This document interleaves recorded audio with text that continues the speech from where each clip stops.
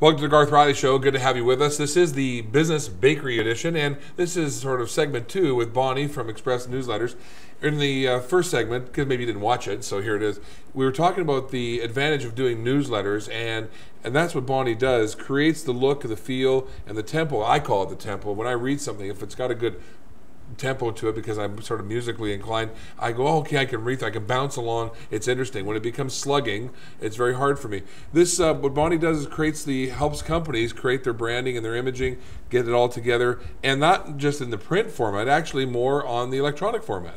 So it's really social media friendly, and Bonnie is here doing it, and I, until a meeting, you had no understanding of anybody else really doing this. So I'm it. As far as I know, there's nobody else offering this as a service to their customers. Well, and that's the way you want to keep it, isn't it?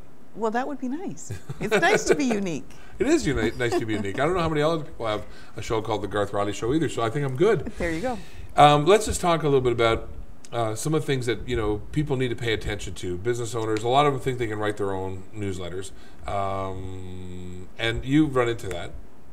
Absolutely. Some people are excellent at writing their own.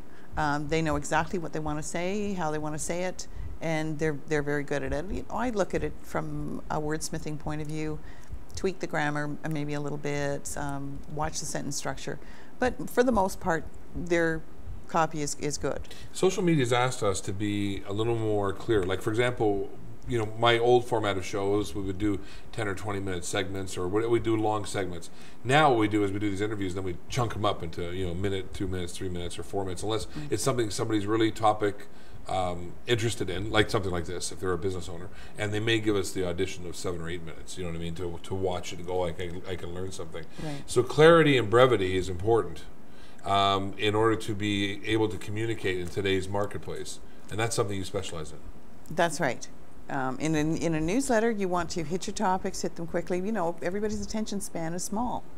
They want to get in, get out, and see that. So a newsletter is excellent for that because, again, even if you don't have the time to read it, you're seeing the name, the company name, the branding, the logo, and it reminds you that they're there. We talk about it, Breck Stewart and I talk about it as called spaced repetition erodes resistance. And you talk about it also as there's a big tip that you talk about is frequency. Speak to that. When people are doing a newsletter, if they want to do their own, I'm happy to help. But if they want to do their own, and a lot of people think it's pretty easy and they can do that. One of the first things they need to do is decide on the frequency of their newsletter and stick to it. So it's either weekly, monthly, quarterly, seasonally, whatever, but stick to the plan. Stick to the plan. Really, it makes that much of a difference, eh? Sure it does. People look for that, it must be this time of year, or it's a new month, or whatever. Or the competition sends one regularly. And whose name are you going to remember when you're going out to buy that widget? We were talking before we came to air by somebody was in the studio here we were speaking about, and he was saying that he does a newsletter, but some of his clients send back and say, you made a grammatical error here or a detail error here. And while that person thought it was kind of humorous, you were a little concerned because while those people were kind and sending it back, you were worried about the imaging.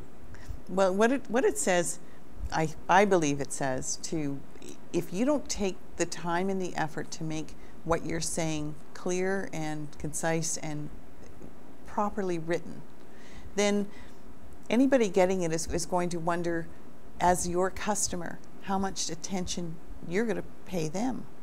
If you don't have put the effort in, what is your message? And yet, people are very detailed in their businesses, but when it comes to the written word, which we are losing the art form of, yes, they're going to all of a sudden think that maybe that's a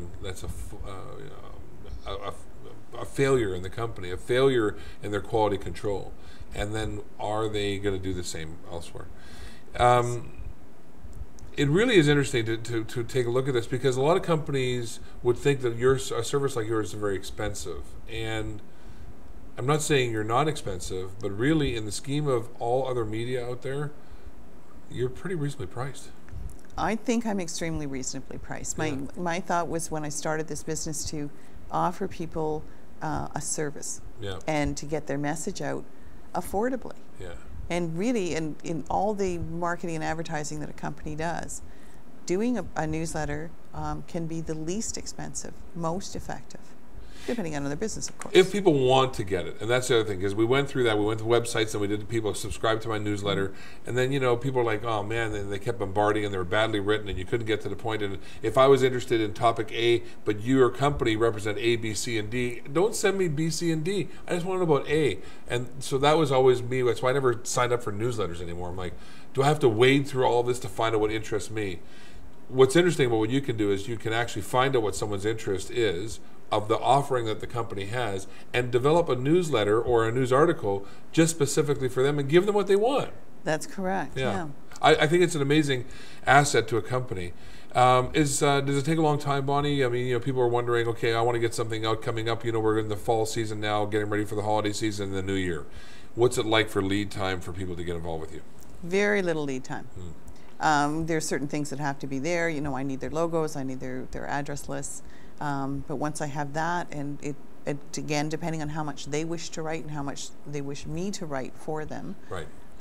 Then I can pull it together fairly quickly. Well, it's interesting because I'll start off here. We've used your service, and we'll start off here. Our team will start writing things down, and then we'll send them over to you. Then I call you the red pen lady, and we get it back. We get it Bonnieized, and then all of a sudden we're like, okay, this is what. We don't always take everything you say. We say, okay, that's interesting, but it's really not speaking to us. So we have this sort of open relationship on that, which is really kind of key because a lot of business owners are worried they'll lose the flavor of who they are because the writer is such a dominant force. And in your case, you're like, I'm just pointing out what I see. So yes, from a consumer's point of view, I like what you do. Thank you. Well, it is a suggestion. I mean, your own, nobody can know your own business as well as you do. Right. And I don't pretend to know other people's businesses. Right. So really, it's if I read something and I don't understand it or I rewrite it, it might be the way I think you're trying to say it to me. So I'm interpreting. If that's not correct, don't take it. It's not. It's just a suggestion. Right. It's okay. It's a highly motivated suggestion, by the way. Well, Bonnie, it's been great having you a part of the show here, and I think Express Newsletters is a great service. It's great to have you a part of the Business Bakery edition because it helps put the ingredients of successful business together. So well done. Yeah. Thank you very much. Way to go. Wait till she becomes really famous, then we can't afford it. All right, we'll be back with more of the Business Bakery editions and a few more shows from now, so you keep tuning in and we'll keep surprising you. Take care.